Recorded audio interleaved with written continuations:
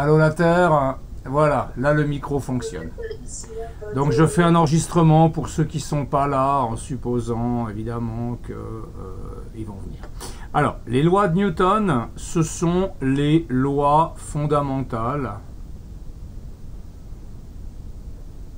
Les lois fondamentales de la dynamique. Okay, ce sont les lois fondamentales qui régissent les forces. Et ces lois, on les a déjà utilisées jusqu'à maintenant, peut-être pas dans leur sens le plus général, mais on les a utilisées. Et on va aujourd'hui, je vais vous raconter ces lois, puis on va faire quelques exemples. Vous m'entendez bien, c'est bon? Oui. Ah, ok. Alors, les lois, il y en a trois, la première, la deuxième et la troisième. La première loi de Newton, on l'appelle la loi d'inertie.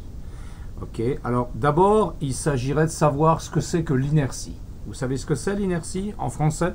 C'est pas nécessairement en physique, Non, je sais pas. c'est un terme qui est très général. Ok, l'inertie, de manière générale, c'est la résistance au changement.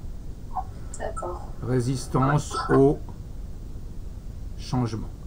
Qu'est-ce que ça veut dire, résistance au changement? Si par exemple vous devez prendre une décision dans une entreprise et que l'entreprise est petite ou toute petite, la décision elle pourrait être prise rapidement parce que les peu de personnes qui travaillent là vont pouvoir se mettre d'accord rapidement. Si vous prenez une grande société, les décisions vont être beaucoup plus lentes parce que dans une grande société, il y a des processus, il y a des manières de faire, il faut faire signer des papiers, etc. Donc ça prend beaucoup plus de temps. Alors on dit qu'une grosse société a beaucoup plus d'inertie qu'une petite société parce qu'une grosse société elle a de la difficulté à changer rapidement.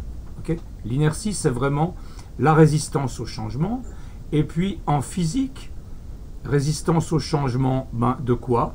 En physique, l'inertie, c'est la résistance au changement du mouvement. Ok? C'est, quand on parle d'inertie en physique, on parle de vaincre la résistance au changement. Ok? C'est cool, on se croirait en classe, je vous entends rigoler. Qu'est-ce qui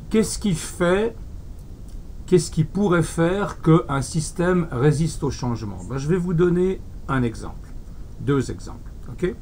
Le premier exemple, vous allez à la Migros avec vos gants, vous prenez un chariot à commission et puis vous poussez votre chariot, eh bien le chariot il avance assez facilement.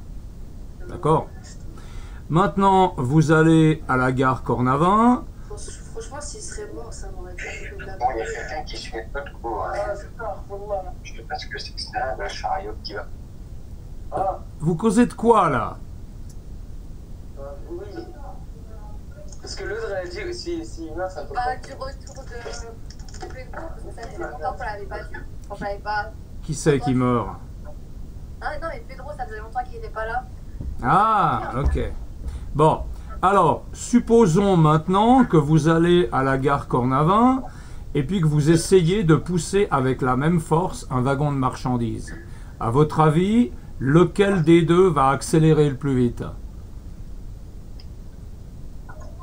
Ah. Là, il faut causer, là. Je vous ai posé une question. Hein? Si je pousse avec une certaine force un chariot de commission à la Migros, et puis je pousse avec la même force un wagon de marchandises, ou un wagon de train, ok? C'est clair que le chariot à commission, il va accélérer beaucoup plus vite, il va changer son mouvement beaucoup plus vite, ok? Et quelle est la différence entre les deux? Eh bien, ici... il est plus lourd, non? Voilà, exactement. Ouais. Le premier, c'est la masse qui est faible, et le deuxième, c'est la masse qui est énorme. Donc, plus un objet est massif, plus il est difficile de modifier son mouvement. Okay? Plus un objet, ça vous pouvez le noter dans le cours, plus un objet est massif, plus il est difficile de changer son mouvement. Ok? Donc plus il est difficile de l'accélérer ou de le freiner. Donc c'est la masse de l'objet qui résiste au changement du mouvement. Si une masse se déplace à une certaine vitesse, eh bien si vous voulez la faire changer de vitesse, la faire accélérer ou la faire freiner, vous devrez donner d'autant plus de force que la masse est grande. Ok? Ça c'est pour l'explication du terme d'inertie. Ok? Maintenant, la première loi de Newton, elle vous dit quoi? Elle vous dit que si la force résultante est égale à 0, alors la force résultante, c'est quoi? C'est la somme de toutes les forces. Vous vous souvenez de ce symbole-là? C'est le symbole somme. Ok? La force résultante, qui est la somme de toutes les forces, si elle vaut 0, alors, et réciproquement, on a deux possibilités. Soit l'objet est à l'arrêt et reste à l'arrêt, ok. Soit l'objet, s'il va à une vitesse constante, eh bien, il va continuer à vitesse constante, ok. Vous avez ces deux possibilités-là, qui en fait sont une seule possibilité, parce que si l'objet est à l'arrêt, il a vitesse nulle, ben sa vitesse, elle ne change pas de valeur, elle va rester nulle. Ok? On va faire quelques exemples de systèmes qui ont des forces résultantes nulles, et on va commencer par des objets qui sont à l'arrêt. Ok? Alors, qu'est-ce que vous avez comme exemple d'objets qui sont à l'arrêt? Eh bien, l'exemple le plus simple, c'est un objet qui est posé sur une table. Est-ce que la somme des forces est nulle sur cet objet? Non? Alors pourquoi est-ce qu'il est à l'arrêt? Oublie. La force, bah non, mais parce que la force, il y a la force de pesanteur et de gravité. Là. Non, il y a la force de pesanteur, ça c'est juste, mais pour la deuxième, tu t'es trompé, c'est la force de... Il y a la force de pesanteur qui est vers le bas, et puis il y a la force de soutien qui est vers le haut, qui est exercée par la table. Okay? Et ça, c'est les seules forces qui s'exercent sur cet objet. Okay? Ça veut dire que la force résultante, c'est la somme de ces forces, c'est-à-dire c'est la force de pesanteur plus la force de soutien. Eh bien, ces deux forces, elles sont de même intensité de sens opposé. Donc, la somme des forces vaut 0. La force résultante est nulle. Et en conséquence, si la force résultante est nulle, l'objet est immobile et il reste à cette vitesse nulle. Okay? Il ne bouge pas et il ne va pas se mettre à bouger si la somme des forces est nulle. Donc là, vous avez un exemple d'application de la première loi. C'est un exemple qu'on a déjà utilisé dans les exercices. Je vous l'ai dit plusieurs fois pendant qu'on faisait les exercices. C'est un cas d'application de la première loi de Newton. Eh bien oui, si la somme des forces est nulle, un objet qui est à vitesse nulle reste à vitesse nulle. Okay? Bon, c'est un exemple tout simple. Maintenant, on va faire un exemple plus compliqué avec un objet qui est en mouvement. Alors, qu'est-ce que vous pouvez me proposer comme objet en mouvement tout simple?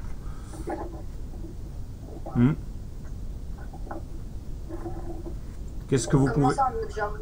Un objet qui bouge. Qu'est-ce qu'on pourrait prendre? Pardon? Un avion. Un avion.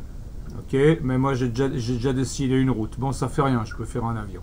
Une voiture. Ah voilà, une voiture. Je voulais dessiner une voiture. Mais ça revient au même avec l'avion. Hein? Mais la voiture, c'est peut-être plus familier. Voilà, vous avez une voiture. Cette voiture se déplace sur l'autoroute. Ok. Vous avez quoi comme force qui agissent? Eh bien, évidemment, vous avez toujours la force de pesanteur. Et vous avez aussi la force de soutien qui s'exerce sur les pneus et puis qui est retransmise à la voiture.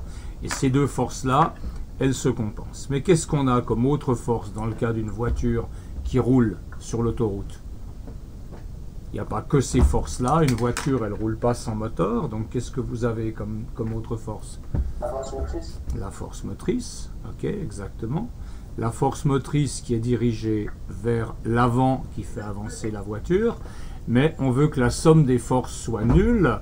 Donc, quelle est la force qu'on doit encore ajouter à ce système pour que la voiture aille à vitesse constante, pour avoir une somme des forces qui vaut 0?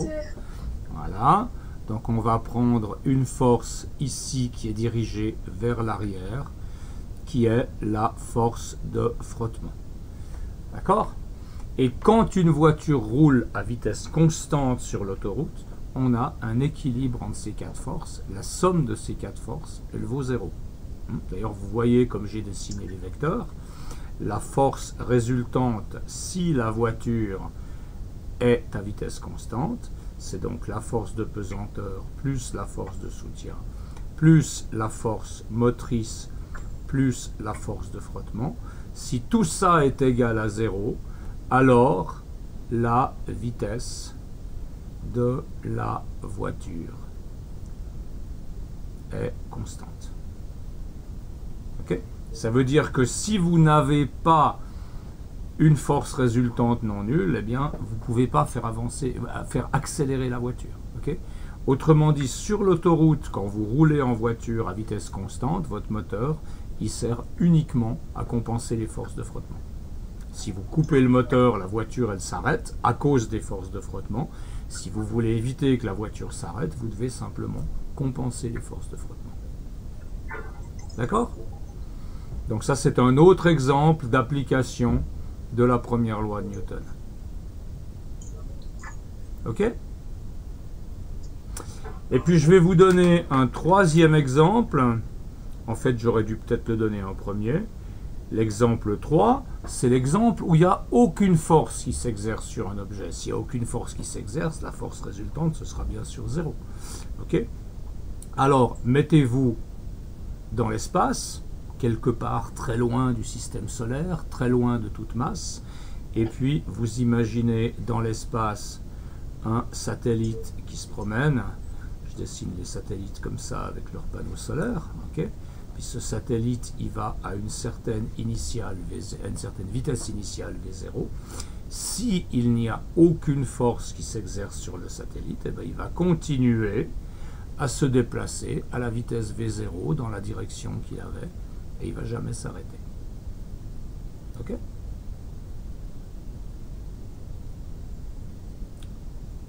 Il n'y en a pas deux, trois qui pourraient ouvrir leur micro quand même? Moi, je suis ouvert. Hein. Ah, t'es là, d'accord, ok. C'est juste ce que j'aime bien entendre. Ok? Donc, vous pouvez avoir des situations dans lesquelles il n'y a aucune force qui agit sur un objet. Donc, à ce moment-là, la force résultante est nulle. L'objet va en ligne droite à vitesse constante. Vous avez des exemples où des objets sont immobiles avec un équilibre des forces avec une force résultante nulle. L'objet reste immobile, et puis vous avez des objets qui sont mobiles à vitesse constante sur lesquels la somme des forces vaut 0. Okay? Alors nous, ça, le cas de la voiture qui se déplace, on ne l'a pas vu en cours, parce qu'en cours, on s'est occupé de la statique des corps. On ne s'est pas occupé de dynamique, de corps qui bougent, etc. On s'est occupé uniquement de la statique. La dynamique, vous le ferez l'année prochaine, mais on a appliqué la première loi de Newton. D'accord? Question là-dessus? Bon. Maintenant, on a la deuxième loi de Newton. La deuxième loi de Newton, je vais juste vous en parler un petit peu, mais on ne va pas l'étudier dans le détail cette année parce que c'est un poil plus compliqué quand même. Vous ferez ça l'année prochaine. La deuxième loi de Newton, qu'est-ce qu'elle nous dit? Elle nous dit que la force résultante, elle est égale à la masse fois l'accélération. L'accélération, c'est une chose qu'on n'a pas encore définie, c'est la vitesse à laquelle la vitesse augmente ou diminue. Si vous avez une accélération, la vitesse augmente. Si vous avez une décélération ou une accélération négative, la vitesse diminue. Et vous voyez que ici, si vous avez une force résultante qui est non nulle, eh bien votre objet va accélérer. Et l'accélération, ce sera la force divisée par la masse. Donc si je prends maintenant le cas de la voiture, de tout à l'heure, je suis sur l'autoroute, mes quatre forces sont à l'équilibre, je ne vais pas réécrire les noms, c'est les mêmes noms que tout à l'heure. Ok? Là j'ai mes quatre forces à l'équilibre et j'ai une certaine vitesse V0. Comment est-ce que je fais pour accélérer? Comment est-ce que je fais pour augmenter la vitesse de la voiture?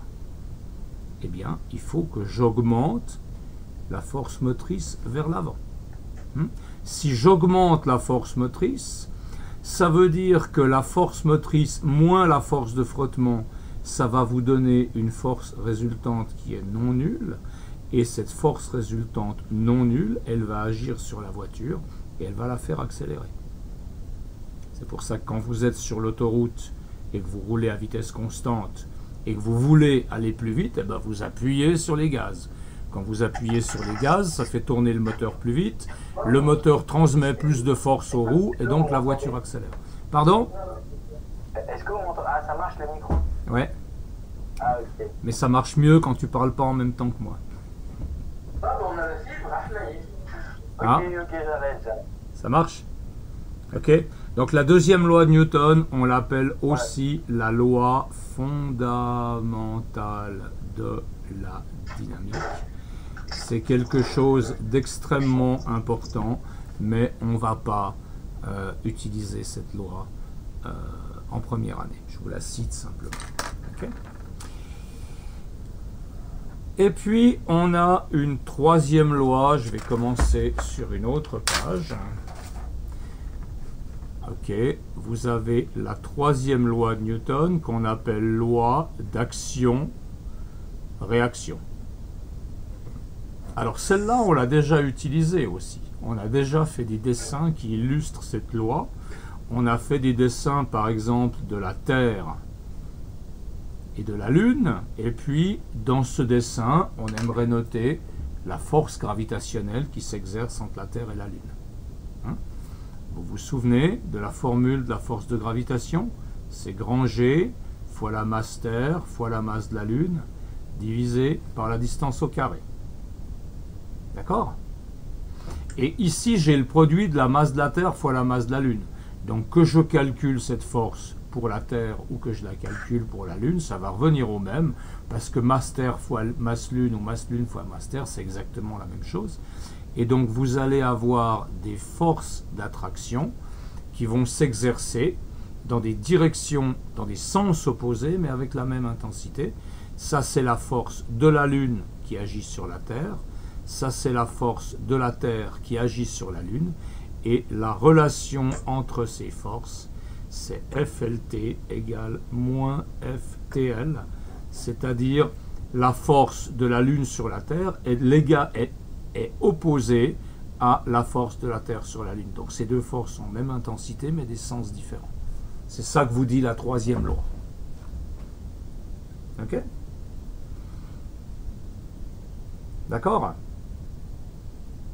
Allô? Oui, c'est bon, c'est bon. Oui, monsieur, on entend. Ok, voilà. Donc ça, c'est nos trois lois de Newton. Loi d'inertie, loi fondamentale de la dynamique, loi d'action-réaction. Et pour la dernière loi, faites attention à une chose. La dernière loi, elle concerne des forces qui s'appliquent à des objets différents. Okay? Vous voyez que FLT s'applique à la Terre et que FTL s'applique à la Lune. Ce n'est pas des forces qui s'appliquent au même objet. Par exemple, supposons que vous avez un kidam qui pousse une voiture. Alors il est là. Tac. Voilà. Il est en train de pousser sa voiture parce qu'elle est en panne. Il est grand mon kidam. Alors la voiture est petite. Ok. Qu'est-ce qui se passe du point de vue de l'équilibre des forces ici? Le kidam, il appuie sur la voiture. Donc il transmet une force à la voiture. Et puis la voiture, elle transmet une force vers l'arrière. Mais cette force-là, elle s'exerce sur le bonhomme, alors que cette force-ci, elle s'exerce sur la voiture. Parce que si ces deux forces-là s'exerçaient sur le même objet, il n'y aurait aucun effet, puisqu'elles se compensent, les forces. Si vous voulez appliquer cette loi, vous devez vraiment prendre deux objets différents, et donc il y a une force qui s'applique à un objet, l'autre force qui s'applique à l'autre. Pas les deux forces sur le même objet. On en rediscutera en faisant les exercices. Okay. Question sur ces lois de Newton? Bien. Alors, je vous propose qu'on fasse les exercices de la petite série supplémentaire que je vous ai distribuée, et puis qu'on les fasse ensemble, et puis qu'on cite les lois de Newton quand elles s'appliquent. Vous voulez bien? Alors, est-ce que vous l'avez, cette série d'exercices? Vous l'avez imprimée? Vous l'avez distribué? Je l'ai envoyé sur Classroom. Ah, fallait l'imprimer? Bah, si tu veux la faire, il faut peut-être l'imprimer. Hein? Oh, mais... Alors, le premier exercice, sauf erreur, on l'avait déjà fait, mais je veux bien le refaire. Ce que je vais faire, c'est que je vais vous laisser un moment pour faire le premier exercice, et puis bah, si vous ne l'avez pas encore imprimé, imprimez-le, quoi. Hein? D'accord. Ok. Moi, je vais commencer à tracer le plan incliné. Il faut juste que je retrouve mon équerre. Voilà. Donc là, je vais tracer mon plan incliné. Tac, je vais choisir une origine. Là, je prends 55 degrés et je trace mon plan incliné. Ok? Voilà. Ça, il faut que vous le fassiez de toute façon. Il faut tracer le plan incliné. Et puis ensuite, il faut placer un chariot d'une masse de 2 kg. Alors on va mettre ce chariot n'importe où ici. Ok? Ce chariot a une masse de 2 kg. Il est maintenu à l'équilibre au moyen d'une corde qui est parallèle à la pente et attachée en haut à un mur. Comment vous comprenez ça? Bah, là-haut, quelque part, vous avez un mur. Et donc, vous avez une corde qui est attachée à ce mur et qui retient le chariot. D'accord?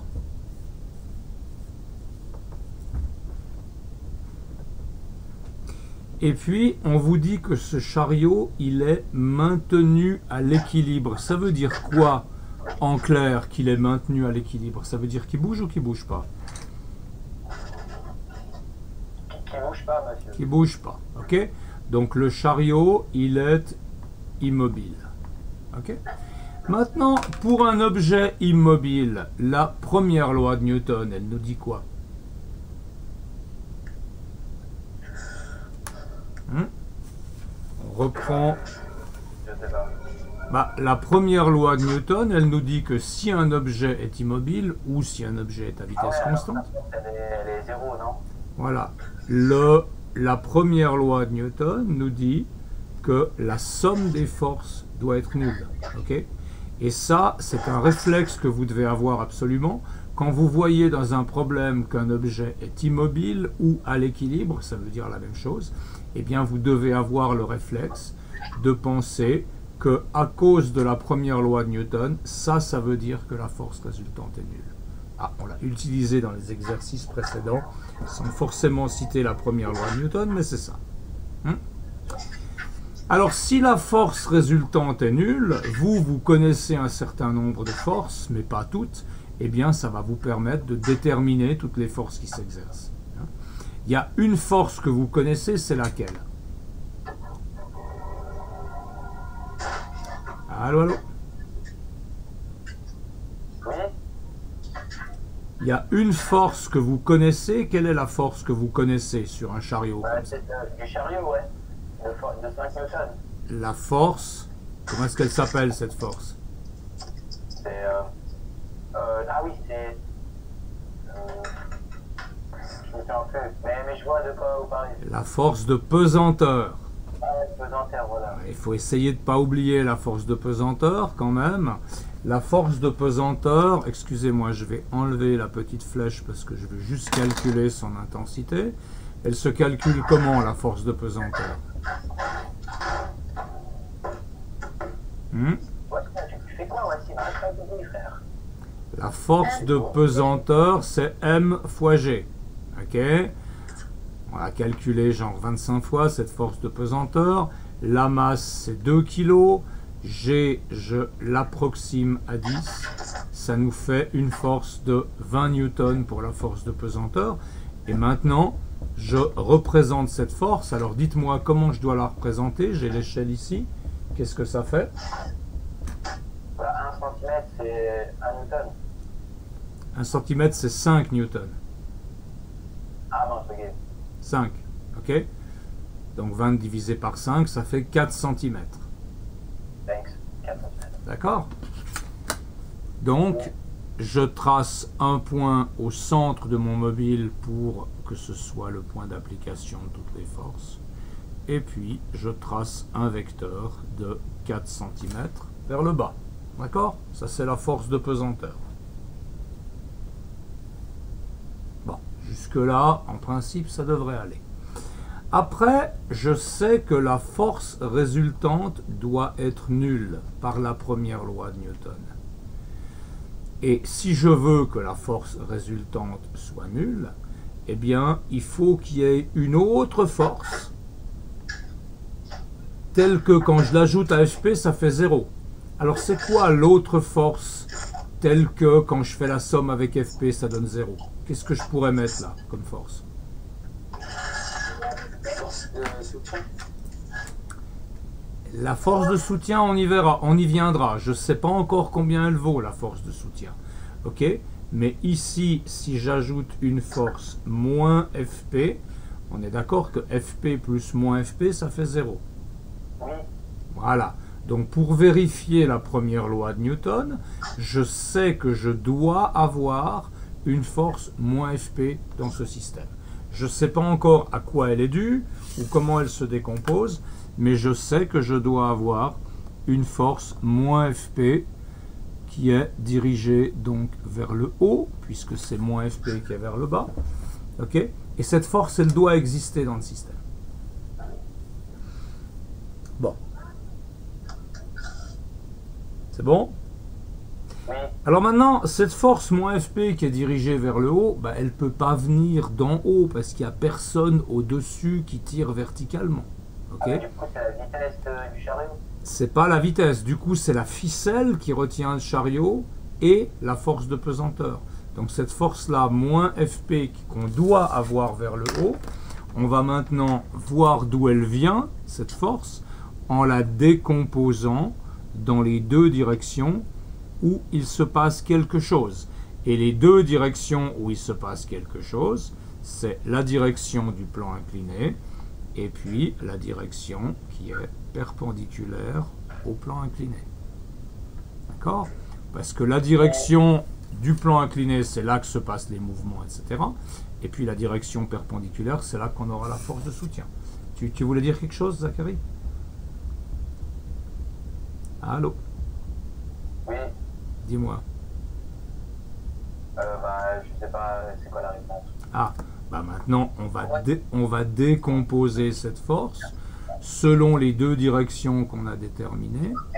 On décompose cette force, on trace le parallélogramme qui en fait est un rectangle. Ah, mais c'est la même chose qu'on avait fait en Oui, classe, c'est toujours la même chose, simplement maintenant on dit les choses un petit peu différemment parce qu'on interprète tout ça à l'aide des lois de Newton. Mais le principe, il est toujours le même. Ce qu'on a fait avant, c'était pas faux. Ok? Ok. Donc maintenant, on a ces deux forces qui interviennent. Une force que je vais appeler force de soutien parce qu'elle est perpendiculaire au plan incliné. C'est dans cette direction qu'on a les forces de soutien. Et puis ici, une force que je vais appeler force de tension parce que c'est une force exercée par une ficelle. C'est un peu long. Ok? D'accord? Oui. Et qu'est-ce que j'ai fait en fait en faisant toute cette construction? Eh bien, le moins Fp, je l'ai décomposé en une somme de Fs et Ft. Okay? Donc ce moins Fp là, avec le signe, je peux l'écrire comme force de tension plus force de soutien. D'accord? J'ai remplacé mon moins Fp par ces deux forces-là. Et maintenant, cette équation-là, si je la réécris, ça me donne que Fp plus Ft plus 11 Fs la racine de 41 égale sur 0. 8. Ok? Voilà, Ça, c'est deux points d'intersection. l'expression. Attention, fais attention ici. Tu- Celui-là, ici, hein, il n'appartient pas, donc on ne le prend pas en considération. Oui, mais salut frère, on entend. à qui tu causes exactement là? Je sais pas. Vidéo, je pense. Ah? Quoi? C'est Zachary, je pense, il a oublié de... Ouais, ok. Bon, il causait de physique, alors ça va. Ok? Donc, cette équation-là, c'est l'équation qui vous dit qu'effectivement la force résultante est nulle. Et vous voyez que dans votre problème, eh bien, quelles sont les forces dont la somme est nulle?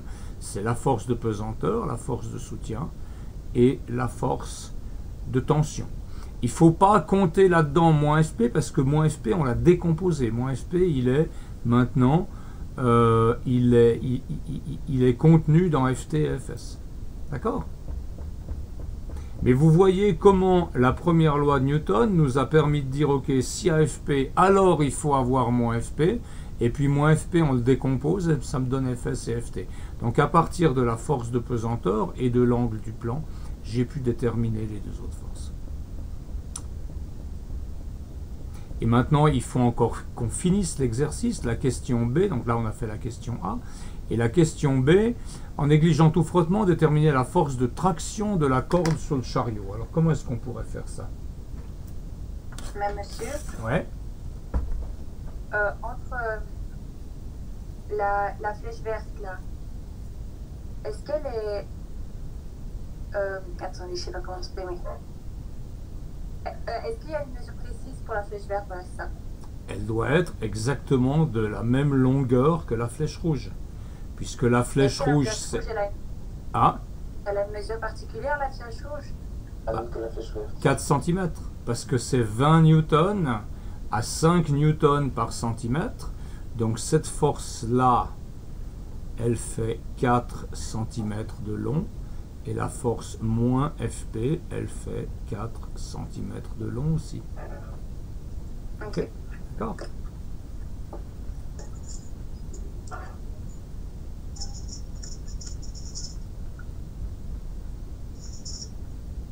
Alors, si vous n'avez plus de questions là-dessus, on va passer au suivant. Maintenant, c'est la même histoire. On va appliquer la première loi de Newton et la troisième.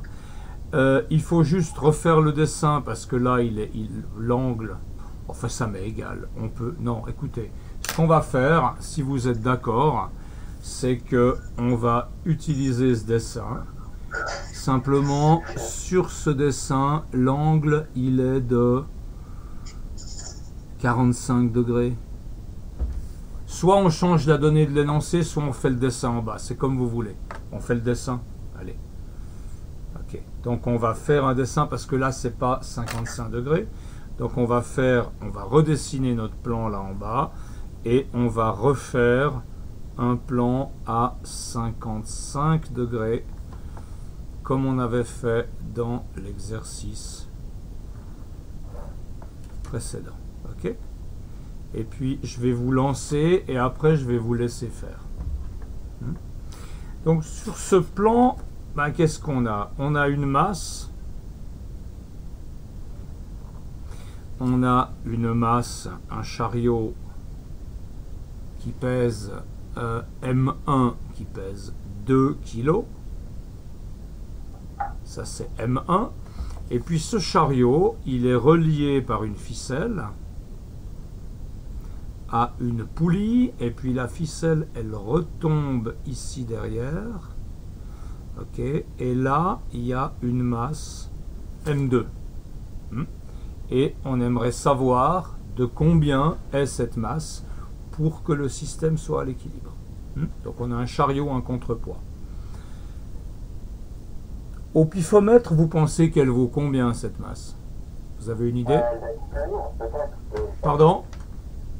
Ça va être plus lourd que le chariot. Plus lourd que le chariot, tu penses? Pourquoi plus lourd que le chariot? Ah non, en vrai, ça peut être le même poids. Non, c'est le même poids. Alors on va voir. Ok. tout ça, ça va être une question de projection de force. Hein. C'est clair que si on avait les deux masses, on avait fait cet exercice où on a deux masses qui sont suspendues verticalement. Vous vous souvenez dans ce cas-là, qu'est-ce qu'on avait trouvé dans l'exercice quand les deux masses sont suspendues et qu'elles sont à l'équilibre? Ah non, M2 il est plus lourd. Ici, dans cet exemple-là, on avait vu que les deux masses devaient être les mêmes dans ce cas-là pour avoir l'équilibre. Ici, ce sera un peu différent. On va voir, on va faire le calcul. Comment est-ce qu'on va le faire, ce calcul? Aidez-moi. Ou je vous laisse faire. Hein? Je vous laisse faire. Il faut faire un schéma de la situation, c'est-à-dire représenter toutes les forces ici et les forces sur la masse 2. Et puis ensuite, déterminer la masse M2, eh ben, vous allez voir comment ça vient. Vous allez appliquer la deuxième loi de Newton là. Vous aurez une tension vers le haut, donc une force de pesanteur vers le bas. Et ça vous permettra de calculer la masse 2. Vous voulez essayer ou vous voulez qu'on le fasse ensemble? Je sais pas. Pardon? Non, monsieur, en fait, je sais, monsieur. En fait, c'est que la masse M1, elle est plus lourde, mais la masse M2, elle est aussi lourde que la 1. Et sauf qu'elle est un poids moins plus léger, en fait. Pour ça, parce que si ça aurait été le même poids, bah, les deux, ils auraient la même distance. Mais c'est pas le cas. Non. La distance, elle ne change rien aux forces. Hein. Que tu changes la distance là, ou que tu changes la position des masses là, ça ne change rien aux forces. Ok? C'est pas parce qu'une masse est plus basse que l'autre que celle-ci est plus lourde que celle-là. Quand elles sont à l'équilibre, les forces qui sont transmises par la corde sont les mêmes. On avait vu cet exercice-là. Là, les masses doivent être les mêmes. Maintenant, ici, on verra. On verra. Faisons-le tranquillement. On commence par quoi? Quelle est la force qu'on peut tracer en premier avec les données qu'on a là?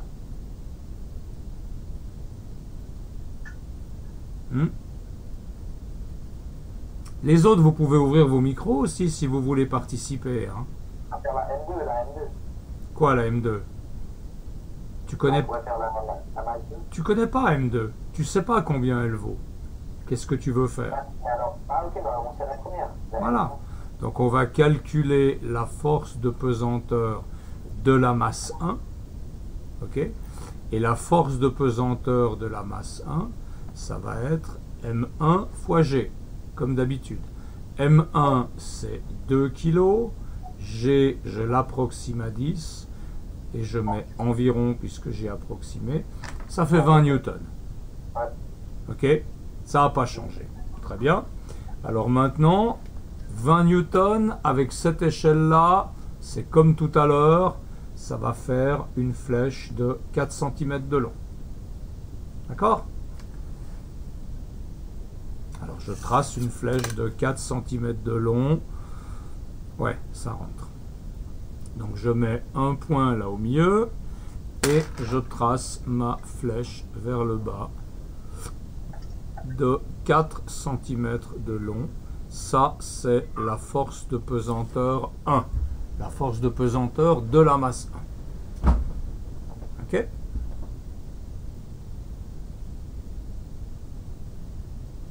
Et puis après, qu'est-ce qu'on fait? Bah, c'est comme tout à l'heure. Non, c'est la même chose. C'est la même chose. Ce qui va changer, c'est qu'il faudra utiliser la ficelle après. Ok? Donc ça, c'est le premier point. Le deuxième point, c'est d'introduire moins FP comme dans l'exercice 1 et décomposer. Et décomposer moins FP. On veut que la somme des forces soit nulle, comme on l'a dit avant. Donc on doit avoir une force qui s'oppose à FP, qui compense FP. Et cette force, elle se représente par un vecteur dont la longueur est la même que la longueur du vecteur FP, donc 4 cm aussi. Et puis là, ben, je continue à faire la même chose que tout à l'heure. Okay? Je trace la direction du plan qui m'intéresse et je trace la direction perpendiculaire au plan. D'accord? Et puis je forme le parallélogramme qui, dans le cas particulier, est un rectangle.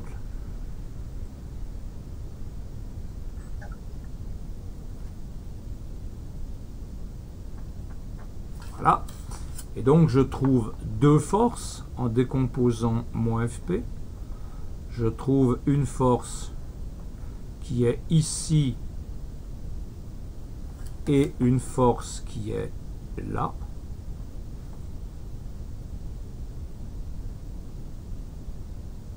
C'est exactement la même chose qu'avant.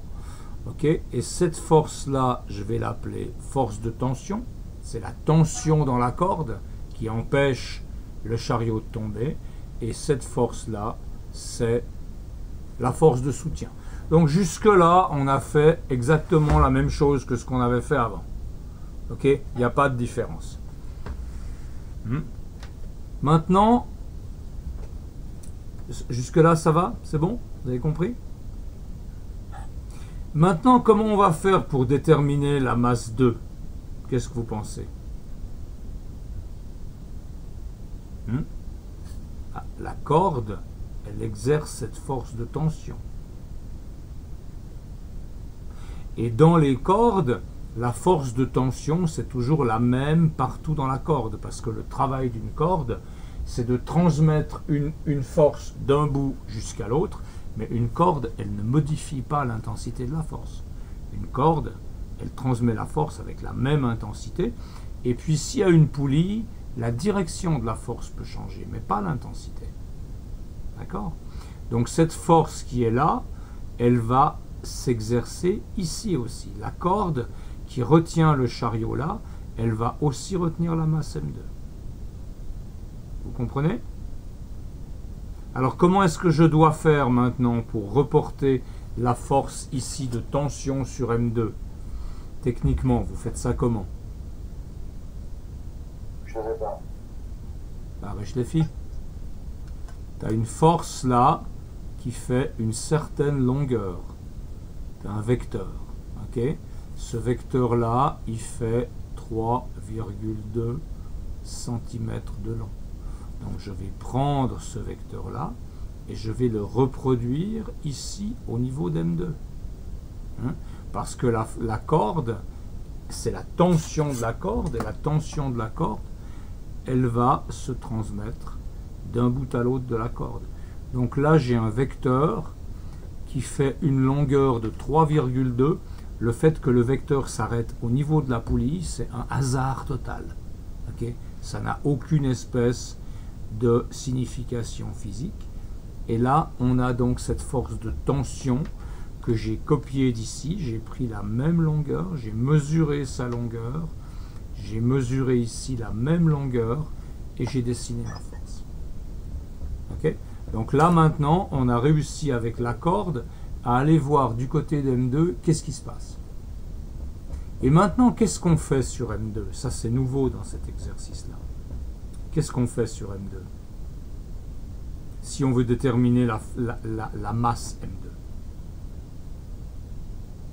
Vous voulez pas un peu ouvrir vos micros? On lui met un poids. Ouais, mais il faut qu'on détermine le poids. Alors effectivement, on lui met un poids. Mais le poids que je vais lui mettre, ça va être un vecteur de quelle longueur? Comme l'autre, de 3, Exactement. Parce que sur M2, par la première loi de Newton, tu veux que la force résultante soit nulle. Okay? Pourquoi est-ce que tu veux que la force résultante soit nulle? Parce qu'on t'a dit que le plot était maintenu à l'équilibre. Okay? Il est à l'équilibre, ça veut dire qu'il ne bouge pas. Donc la force résultante est 0. Donc si on a une force de 3,2 cm vers le haut, eh bien il faut qu'on ait une force de 3,2 cm vers le bas. Et cette force-là, ce sera la force de pesanteur de la masse numéro 2. Comprendos? Oui. Et vous voyez maintenant que les deux forces de pesanteur, c'est pas les mêmes. Celle-là, elle fait 4 cm. Celle-ci, elle fait 3,2 cm. Hein? Donc FP2 ne sera pas égal à FP1. Et FP2, comment est-ce que vous allez calculer FP2?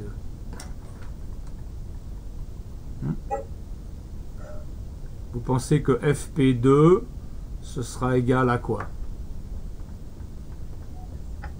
Bah, vous le savez, FP2, c'est la masse 2 fois G. Hein? Ce sera, alors, en intensité, ce sera égal à Ft. Et puis, comme vecteur, tu peux dire que Fp2 égale moins Ft. D'accord? Mais l'intensité sera la même. Effectivement, mais l'intensité de Fp2, c'est quoi? Comment est-ce que vous faites pour savoir quelle est l'intensité de Fp2? Comme d'habitude.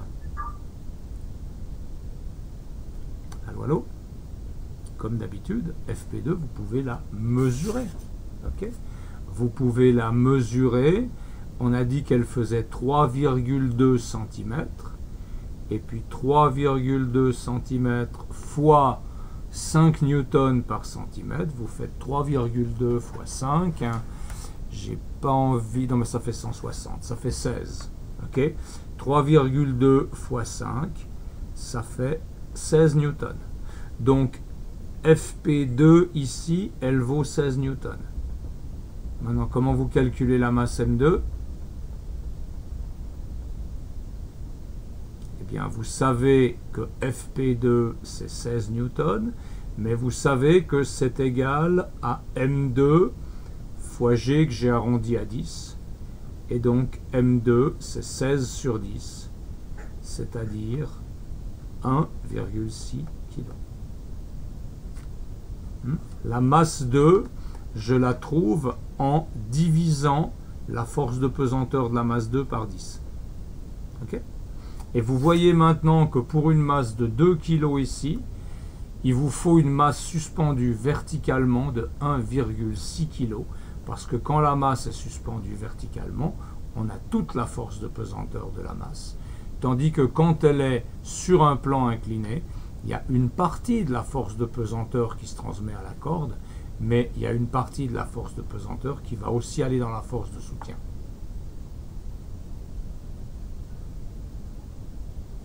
Ça va?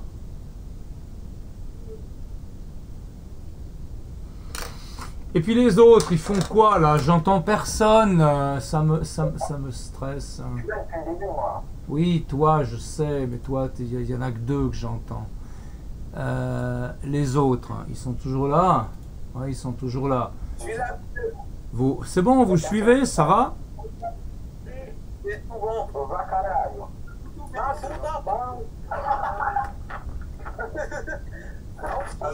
Bon. Ouais, caralho. Je vois que vous êtes en forme comme d'habitude. Ok. Ok. D'accord? Donc, dans ce fameux exercice, je rouvre ça. Dans ce fameux exercice, qu'est-ce qu'on a fait? On a utilisé la première loi de Newton sur la première masse pour dire que la somme des forces doit être égale à 0. Ensuite, on a utilisé quoi avec la ficelle en fait? Ouais, c'est pas tout à fait la troisième loi, mais c'est un peu ça. Hein? Vous avez une force qui est exercée d'un côté de la ficelle, et bien la ficelle la transmet de l'autre avec la même intensité. Et puis après, on a dit que la somme des forces devait être égale à 0 sur la masse M2. Ça nous a permis de déterminer Fp2. Et après, on a pu calculer M2 en faisant Fp2 divisé par G. Et ça nous donne M2 égale 1,6 kg. Ouais. Ok? Maintenant, si vous voulez qu'on aille encore couper les cheveux en 4, on peut faire la chose suivante. On peut imaginer une situation où on a la masse 1 et la masse 2 qui sont comme ça. Et puis après, on va avoir un plan incliné un peu plus vertical. Après, on va avoir un plan incliné encore plus verticale. Et puis pour finir, on a la situation où la masse 1 et la masse 2 sont les deux verticales. Ici, dans cette situation-là, pour que M1 soit immobile, M2, elle va valoir combien? Allô, allô? C'est égaux les deux. Ça, c'est égal. Ouais, M1 et puis M2, c'est les mêmes. Non, on fait un système sans frottement. Sans frottement. Ok? Si M1 et M2, c'est les mêmes, il va se passer quoi? M2, elle va tirer vers le bas, M1, elle va bouger vers la droite, puis pour finir, elles vont tomber les deux. Ouais, ok, ouais. Ok? Donc, si tu veux que les masses soient immobiles, tu dois avoir M2 égale 0. Parce que si M2 a une masse non nulle, elle va tirer M1 vers le bas, ça ne va pas être immobile. Ah ouais, ça. D'accord? Ouais. Ça, c'est, on va dire, à peu près le cas qu'on a vu. On a M1 qui vaut 2 kg et M2 qui vaut 1,6 kg. Ok. Et dans ce cas-là, qu'est-ce qu'on aura comme relation entre M1 et M2? Vous pouvez me donner une estimation? Si M1 vaut 2 kg, mais que le plan incliné est plus vertical, la masse 2, elle sera plus grande que là ou plus petite? C'est un peu compliqué ça. Plus petite. Pourquoi? Parce que là, la masse 1, elle est sur un plan qui est plus incliné, donc elle tire plus vers le bas. Tu comprends ce que je veux dire? Ouais. D'accord? La masse 1, ici, elle exerce plus de force vers le bas que la masse 1 là. C'est une question de projection de la force de pesanteur. Ok?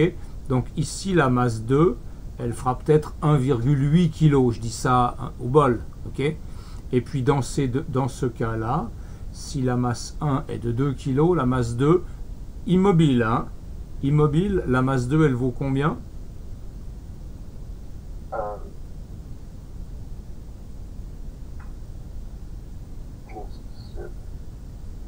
Elle vaut 2 kg. Ok? Je ne sais pas pourquoi tu réfléchis. Si tu as deux masses à l'équilibre suspendues à deux cordes, il faut que les deux masses soient égales. La manière dont vous avez dessiné, ça m'a perturbé en fait. Qu'est-ce qui t'a perturbé? Ah, vous aurez dû mettre à la même hauteur, non? Non, ça revient au même. Je vous ai pas fait l'expérience en classe. Quand tu as deux objets immobiles,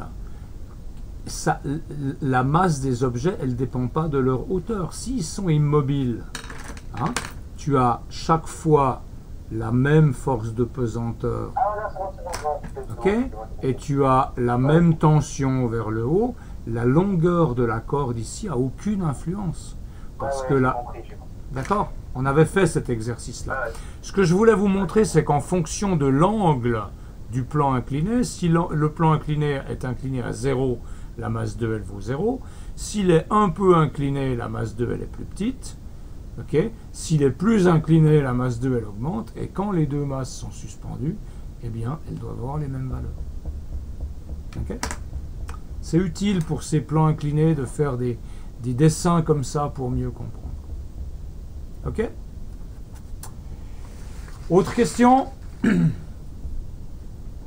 Sinon, je vous laisse faire le 4. Alors, essayez le 3, pardon.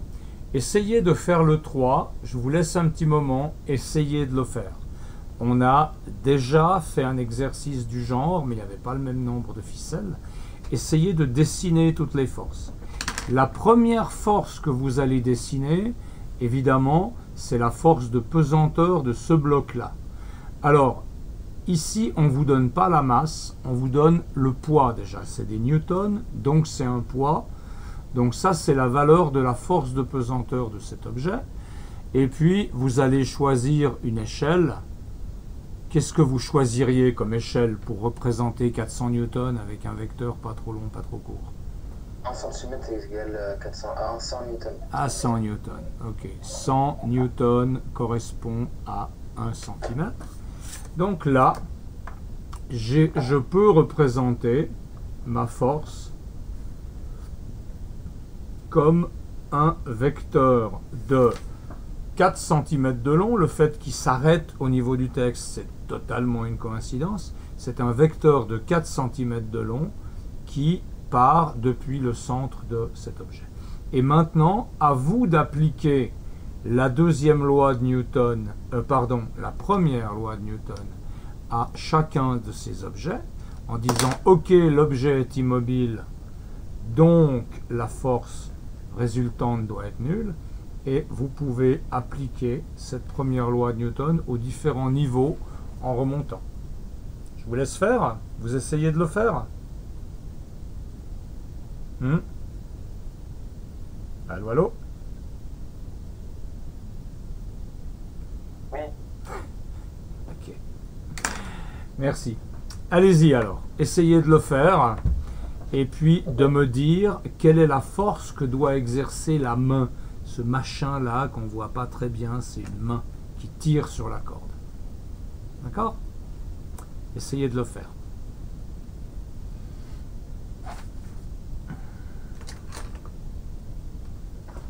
Je reviens tout de suite. Ne partez pas. Gros, ça se voit, je fais un terrain de basket là.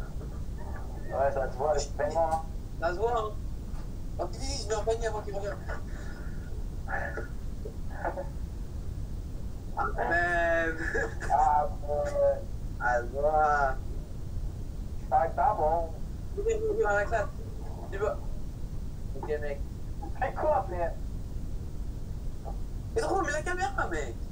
Frère, j'ai pas de fois de truc là, j'ai pas ça, frère. T'as qui dans ce cours? Personne, frère. Tu sais, je suis sûr, ils sont tous dans le cours, les mecs, ils sont sur leur tel en train de regarder YouTube. Ouais, c'est pas. Exactement, c'est exactement le cas. Sérieux? Oh, vite. C'est passé le bail comment les gars? Ouais, je l'ai envoyé. Au moins, je l'ai demandé pour 2 jours de plus, hein. Bah, maintenant, t'as bien fait, parce que moi, j'ai eu droit à 2 jours de page. Mais de quoi tu parles? En français? Ouais, tu comprends. Attends, décris, tu parles de quoi là, de 2 jours en plus? À droite, j'ai fait la tour de la ville. J'ai fait Les exposés. Le truc des Français. Quoi? Les exposés. Ouais, les exposés français. Ah, ça discute un peu plus quand même quand je suis pas là. Hein.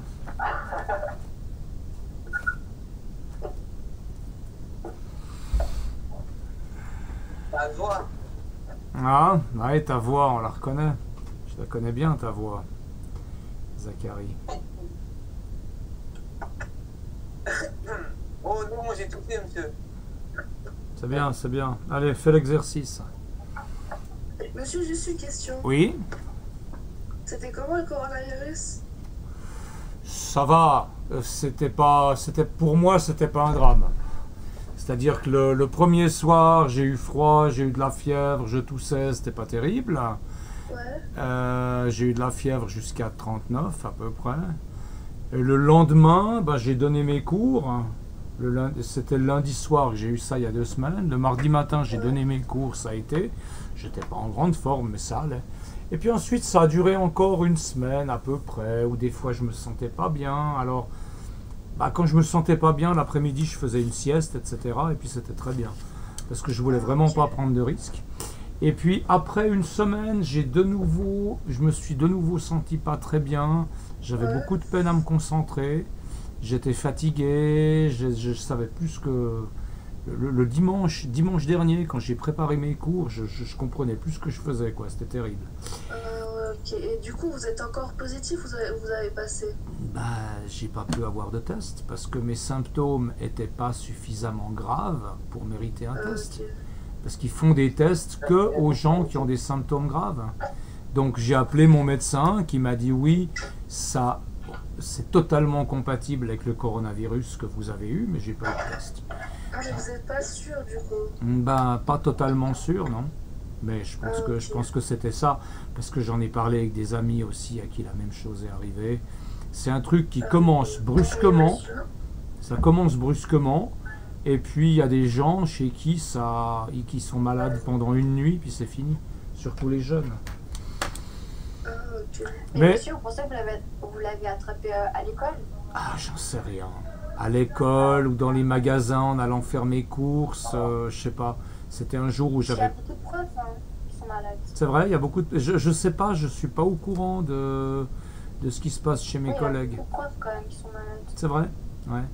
Oui. Ouais, puis c'est une maladie qui peut être méchante, donc j'ai voulu faire attention, quoi. C'est-à-dire que Vous avez pris de Doliprane? j'ai pris du Doliprane, ouais. Ah, le Doliprane. Faut surtout pas C'est un prendre Dafalgan. d'ibuprofène, vous savez. Ouais, le Doliprane, c'est Ouais. le principe du Dafalgan. Ouais, parce C'est que plus fort, ça marche mieux que Dafalgan. Monsieur, vous avez eu le YouTube? Oui? Ouais. Monsieur, j'ai toujours une question. Ouais. On termine l'exercice, après c'est bon? Après, il y en a encore un. Est-ce qu'on fait le 3 et le 4, c'est bon, c'est fini? Ouais. Bon, le 4, il est un peu compliqué, c'est niveau 2, on n'est pas obligé de le faire. Mais on va faire le 3, en tout cas. Hein, on va faire le 3, puis je vais... Pardon? Le 3 après, vous nous laissez? Mais ouais. Si vous êtes gentil.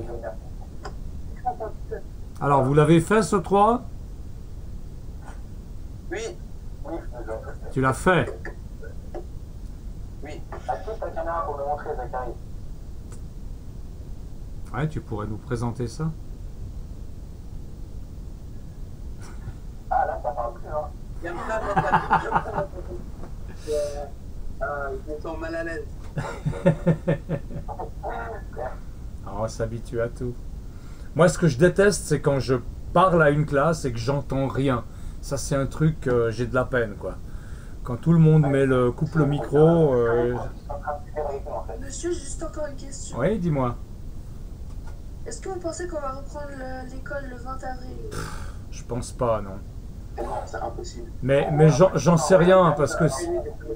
Ça, c'est si on reprend 20 avril. Et ça, c'est des décisions qui sont prises au niveau Pour fédéral. l'instant, la présidente, elle dit ça. En France, ils ont fait la même. Hein. Mais pour l'instant, ils disent qu'on va En France, reprendre. ouais, 4 avril, 4 avril. Ouais, mais le problème, c'est qu'en Autriche, ils vont déconfiner la semaine prochaine. Et comme l'Autriche, c'est un voisin de la Suisse allemande, ça a évidemment pas mal d'effets sur l'opinion publique en Suisse alémanique. Donc il y a des gens maintenant en Suisse qui disent oui, nous aussi on devrait déconfiner, mais si on déconfine, ça va pas être rigolo. On devra tous être avec masque. Ok? Et puis je pense qu'on va déconfiner d'abord les jeunes et ensuite les gens plus âgés. Parce que les jeunes, en général, il n'y a pas de complications chez les jeunes. Il y en a de temps en temps, mais en général, il n'y en a pas. Donc si vous êtes déconfiné, vous allez vous passer la maladie, vous allez avoir quelques petits symptômes, mais après vous serez immunisé. Et dès le... Bah non, on n'est pas immunisé contre cette maladie. Si. Ah, donc en gros, monsieur, je nous, sais que on est non. leur clown. On sert de clown. Ah, c'est mort, parce que nous, on va transférer à nos parents qui disent. Ouais, je sais. Je vais pas. Mes parents, ils sont Énervé, on va avoir des masques. Ouais, Mais je sais. quel masque? Je m'en fous des masques. Mais les masques, ça sert à rien, c'est ça. Ça sert à rien. C'est pas les masques. Ça sert à rien, c'est ça. Ou alors, une autre chose qui est possible, c'est qu'on attende d'avoir à disposition le test qui permet de dire si on a eu la maladie ou pas. Et les gens qui ont déjà eu la maladie, ils seront déconfinés. Les gens qui ne l'ont pas encore eu, ils resteront confinés. Mais ça veut dire que tout le monde devra être testé et ça fait quand même du monde. Donc j'en sais rien. Ils nous laissent jusqu'en juin, comme ça on n'a pas de semestriel, et après juin, carré. Je pense que c'est ce qui va arriver, mais j'en sais rien. C'est comme la grippe. On n'est pas immunisé. C'est leur clown, hein. Vous parlez en même temps, frère. Vous croyez, on vous comprend? Et pas bien. Non mais Et après, il faut bien vous dire que ce genre de décision, ça dépend pas de moi, ça dépend même pas de Monsieur Jeannet, ça dépend de Berne. Okay, c'est une décision fédérale. Donc il faut écouter les infos, quoi. C'est tout. personne qui est confiné. Hein? Pardon? J'ai pas compris. Il n'y a personne qui est confiné en Suisse. Il n'y a personne. Oui, mais Non, on n'est pas confinés en vrai. oui, sauf les gens qui sont malades. Moi, je suis confiné. Moi, normalement, j'ai pas le droit de sortir, sauf pour aller faire mes courses, etc. Mais bon, Monsieur, vous savez, c'est quand les vacances de Pâques? ben, ça commence après-demain. C'est mercredi. C'est demain? Ouais. Demain à midi, les vacances de Pâques commencent. Non, on est mardi. Ah, on est mardi, ouais. Oui, on est mardi. Ouah, je suis complètement perdu avec toutes ces histoires. Demain à midi, ça commence. Allez, on fait cet exercice. En vrai, je suis pas trop motivé. Ouais, mais bon, allez, on va pas y passer la journée non plus. Ok, vous avez cet objet-là qui est votre une poutre métallique ou je sais pas quoi. Vous appliquez la première loi de Newton. Qu'est-ce que ça vous dit? Ça vous dit que la force résultante doit être égale à 0. C'est ça qu'elle vous dit, la première loi de Newton. Mais vous avez une force vers le bas, donc vous devez avoir une force de même intensité vers le haut. Mais comme vers le haut, vous avez deux attaches, eh bien, vous devez mettre une force de 200 newtons dans chacune des attaches. Okay? Cette force-là, elle fait 400 newtons. Et donc, vous allez vouloir une force de 200 newtons là et de 200 newtons là. OK? Pour compenser les 400 newtons vers le bas. Donc, vous pouvez ici tracer, alors vous les mettez où vous voulez, vos flèches, marquez simplement le point de départ. Et vous allez donc tracer des vecteurs qui font 2 cm de long, puisque c'est 200 newtons. Vous avez des vecteurs qui font 2 cm de long qui sont dirigés vers le haut. OK? Et puis cette force, elle est transmise ici. Alors si je fais le dessin, ça va être compliqué. Donc elle est transmise vers le haut. Ça fait que là, maintenant, vous avez une force de 200 newtons vers le bas qui tire sur chacune de ces poulies. Et puis vous appliquez la première loi de Newton aux poulies. Et la première loi de Newton vous dit que sur chaque poulie, la somme des forces doit être égale à 0. Et alors ça veut dire que si vous voulez compenser 200 newtons vers le bas, vous devez avoir ici 2 fois 100 newtons vers le haut. D'accord? Et ça, c'est valable sur chacune des poulies. Sur chacune des poulies, vous avez des forces de 100 newtons qui s'exercent à travers la ficelle. D'accord? Donc, quelle est la tension dans votre ficelle ici? Ben, la tension dans la ficelle, elle est de 100 newtons.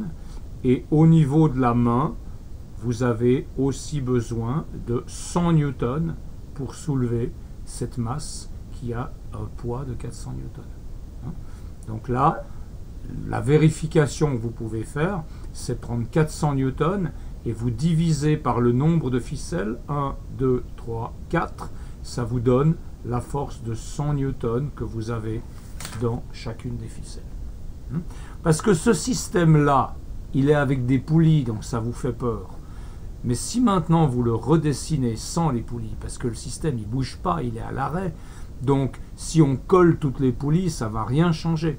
Okay? Donc le système, vous pourriez très bien le voir comme ça. Ok, tac, tac, tac.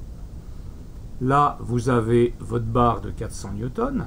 Ok, et puis cette barre de 400 newtons, eh bien ici, elle est soutenue par 4 forces de 100 newtons.